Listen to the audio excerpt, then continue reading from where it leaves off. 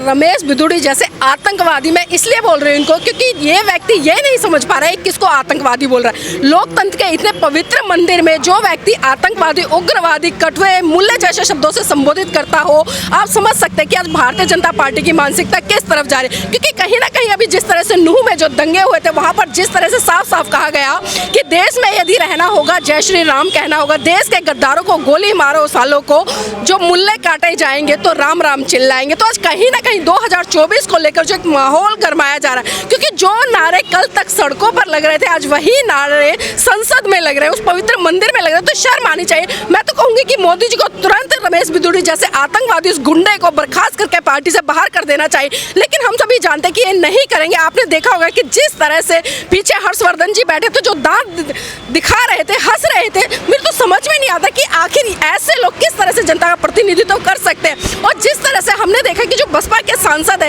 एक तरह से वो बेबस नजर आए वहां पर, क्योंकि कहीं ना कहीं 20 लाख जनता ने उन्हें चुनकर वहां पर भेजा है, वो 20 लाख जनता का प्रतिनिधित्व कर रहे हैं। लेकिन ये लोग जो कि भाजपा के हैं, जो कि आरएसएस के गुंडे कहूंगी मैं इनको, क्योंकि आज ये भूल गए कि मानवीय अधिकार क्या है या किसी व्यक्ति की जो एक पर्सनल इमेज होती है वो क्या होती है, जबकि मैं कहूंगी उनकी एक सार्वजनिक इमेज है और उस इमेज को धूमिल करने का काम किया गया है। और यहाँ पर साफ साफ मैं कहूंगी कि मानहानि का केस करना चाहिए उन पर। और बिधूड़ी भी तो बहुजन है ना, देखिए गुर्जर समाज से आते हो, भी तो ओबीसी हैं, पिछड़े हैं ना। देखिए गुर्जर समाज से भले आते हो, कहने के लिए वो ओबीसी हो, कहने के लिए वो बहुजन समाज के हो, लेकिन हम देख रहे हैं कि इन लोगों की जो मानसिकता है, मानसिकता क्या है, क्योंकि गुर्जर समाज आज भी कहीं ना कहीं अपने आप को बहुजन नहीं समझ रहा है। वो समझता है कि मैं श्रेष्ठ हूँ, मैं कहीं ना कहीं जो एससी है उससे ऊपर हूँ और जो दूसरा वर्ण है उससे भी ऊपर हूँ। तो कहीं ना कहीं लोगों की मानसिकता बहुत ज्यादा दूषित हो चुकी है। और रमेश बिधूड़ी का आप इतिहास उठाकर देख लीजिए, उन पर तमाम ऐसी FIR दर्ज होंगी, तमाम ऐसे दंगों में मतलब वाद विवादों में फंसे हुए होंगे। और आपने पहली बार नहीं देखा कि रमेश बिधूड़ी की ऐसी स्टेटमेंट हुई हो।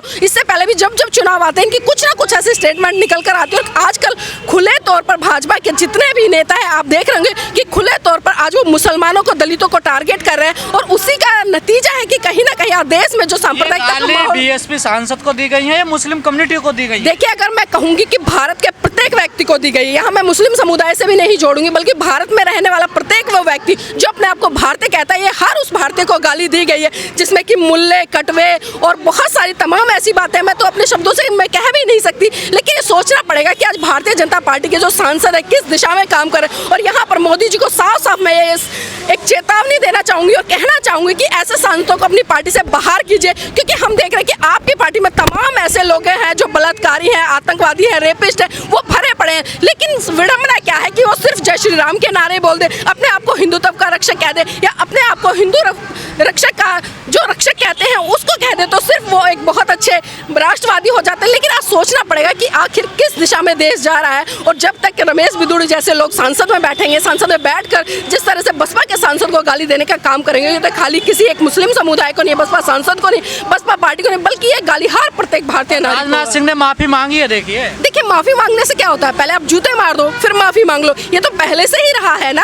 अभी आपने तमाम इस तरह के प्रकरण देखे होंगे कि भाजपा पार्टी के जो नेता हैं पहले वो बात करते हैं, मंचों से वो दलितों को अपमानित करने का काम करते हैं, मंचों से वो जो मुस्लिम लोग हैं उनको अपमानित करने का काम करते हैं, और फिर बाद में कहते हैं कि हमसे गलती हो गई, गलती से ये चीजें निकल गई, हमारी मंशा नहीं थी। अब ये बताइए गलती से ये चीजें क्यों निकलती है? क्योंकि ये चीजें गलती से नहीं निकलती है, इनके मन मस्तिष्क में कूट कूट कर भरी हुई है। और जो जातिवाद है या जो एक तरह से सांप्रदायिकता की जहर इन लोगों ने घोल रखा है आज पूरे देश में। मैं बार बार कह रही हूँ, चाहे मणिपुर की घटना लो या अभी जिस तरह से नूह की घटना हो, हमने लगातार देखा कि मुस्लिम भाइयों पर किस तरह से अत्याचार, शोषण हुआ। और ये लोग दिखा रहे हैं कि जो 2024 के चुनाव मुद्दों पर नहीं होंगे, वो 2024 के चुनाव जो होंगे वो धर्म के आधार पर होंगे। और धर्म नहीं बल्कि मैं सांप्रदायिकता के आधार पर अगर कहूँ तो कोई अतिशोक्ति नहीं होगी। तो ये एक माहौल तैयार किया जा रहा है। संसदीय रद्द होगी, इनको इस्तीफा देना पड़ेगा संसद से। देखिए गजेंद्र जी, ये पहली बार नहीं हुआ है, हम कितना ही चिल्ला लेकिन इनकी सदस्यता रद्द होनी चाहिए। आपने देखा संजय सिंह ने मणिपुर पर बोला तो उनको बाहर कर दिया गया, राघव चड्ढा ने बोला उनको बाहर कर दिया गया, एक सांसद और उनको बाहर कर दिया गया, राहुल गांधी ने बोला उनको बाहर कर दिया गया। 2 साल तक जिस तरह से आपने देखा जो प्रकरण चला चला।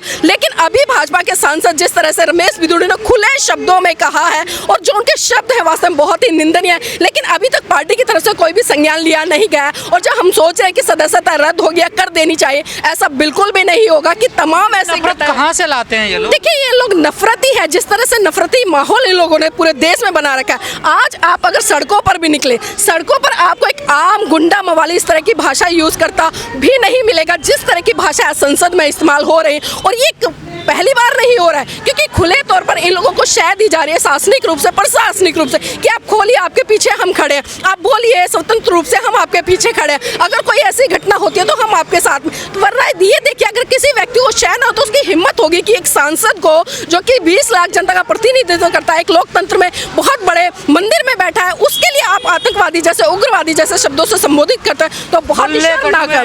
बिल्कुल बिल्कुल, मैंने कहा ना, मुल्ले जैसे, और बाहर देख लूंगा क्या है। मैं तो कह रही हूँ शायद ये हो सकता है, ये कह रहे कि ये इनके जीजा हैं, क्योंकि भारतीय जनता पार्टी में जितने भी बड़े बड़े नेता हैं, आरएसएस में जितने बड़े बड़े नेता हैं, सबके जो दामाद है वो मुसलमान है। तो शायद हो सकता है कि मजाक में भी कह रहे हो रमेश बिधूड़ी कि जीजा जी कोई बात नहीं, यहाँ कह दिया, मैंने बाहर देख लूंगा। तो ये हमें समझना पड़ेगा कि इन लोगों की मानसिकता किस दिशा में है। और ये लोग जो लगातार हिंदू राष्ट्र की बात कर रहे हैं, भारत को हिंदू राष्ट्र बनाने की तरफ बढ़ रहे हैं, तो ये भूल जाए कि भारत भारत था, ना वो हिंदू राष्ट्र बनेगा, ना वो इंडिया बनेगा। भारत भारत था और भारत ही रहेगा। आप कितने भी सांप्रदायिकता के जहर घोलते रहे, उसका काम नहीं चलेगा। स्कूलों में, ट्रेन में आपने देखी, अब संसद में भी पहुंच गई है ये। देखिए मैं आपको एक बात बताऊं, आपने अभी पिछले दिनों जिस तरह से जो जयपुर एक्सप्रेस है उसका एक प्रकरण देखा होगा कि एक आतंकवादी कहूंगी मैं, उसका भले पुलिसकर्मी है, वो एक आतंकवादी, उसने जिस तरह से एक मुसलमान को दिन दहाड़े गोली मार दी, और ट्रेन में जिस तरह से जो हमला किया गया, दड़ा ताबड़ताड़ गोलियां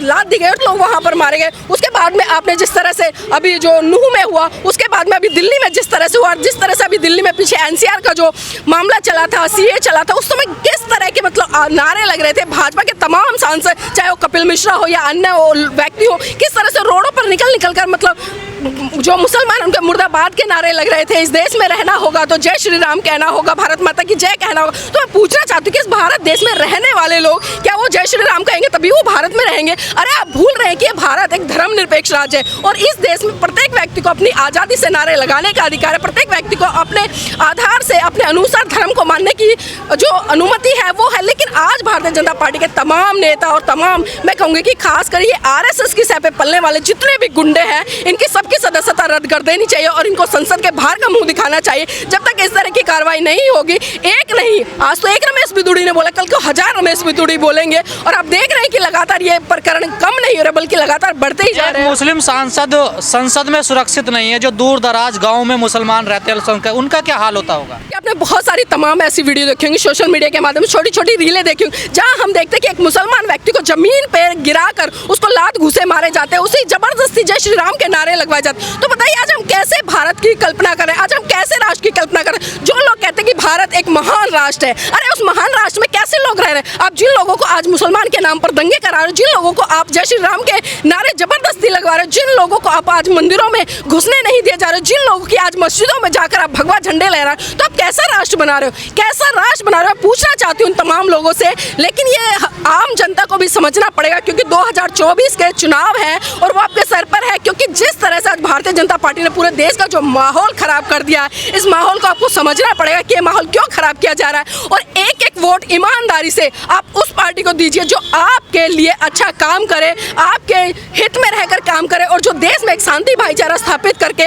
इस देश को, इस राष्ट्र को आगे बढ़ाने के लिए काम करे, ना कि इस देश में हिंदू मुसलमान कह रहे हैं मैं पूरी रात सो नहीं पाया हूं, मैं इस्तीफा दे दूंगा। बड़े भावुक हो रहे हैं, आंसू निकल रहे हैं। देखिए दानिश अली जी का वीडियो मैंने भी देखा। मैं दानिश अली जी से कहना चाहूंगी, दानिश अली जी, इन जैसे 2 टके के नेताओं के बयानों से आपको घबराने की जरूरत नहीं है क्योंकि ये नेता तैयार किए जाते हैं आप जैसे लोगों की जो मानसिक पीड़ा है उसको कहीं ना कहीं कुरेदने के लिए। और जिस तरह से इन्होंने जो शब्द आपके लिए कहे हैं वो शब्द आपके लिए नहीं बल्कि प्रत्येक उस भारतीय के लिए जो व्यक्ति इस देश में रहता है। तो इन जैसे लोगों के शब्दों से आप ना घबराएं और आगे बढ़े क्योंकि आपको 20 लाख जनता ने आपको चुनकर भेजा, आप उनका प्रतिनिधित्व करें, ना कि 2 टके के भारतीय जनता पार्टी के नेता रमेश बिधूड़ी का कर रहे हैं। और ऐसे तमाम नेता आते हैं जो समय समय पर इस तरह का बयान देते हैं। देखिए आपके जो प्रति जो संवेदनाएं है मेरी, लेकिन आपको समझना पड़ेगा कि जानबूझकर और ये लोग आपको कहीं ना कहीं मानसिक रूप से पीड़ा देने के लिए तैयार किए गए। और जिस तरह से भाजपा के तमाम नेता हमने देखा है कि जो दांत निकाल रहे थे वहाँ पर बैठकर हंस रहे थे। अरे जरा सी भी मानवीय संवेदनाएं होती है, जरा सी भी ये समझते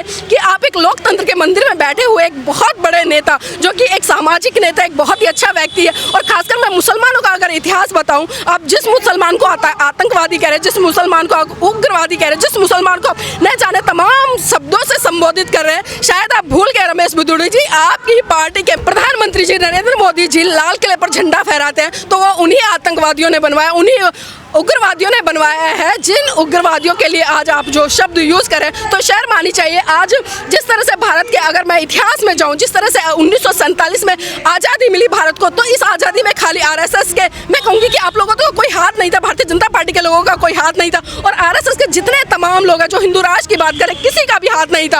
उसमें जो बलिदान दिया, जो संघर्ष किया, और जिस तरह से जिन लोगों की जाने गई, वो मुसलमान समाज के तमाम भाई थे जिन्होंने इस देश की आज़ादी के लिए अपने खून को बहाया। और अब शर्म आनी चाहिए आपको, आज उन्हीं देशभक्तों को आप ये कह रहे हैं कि वो आतंकवादी है, वो मुल्ले हैं।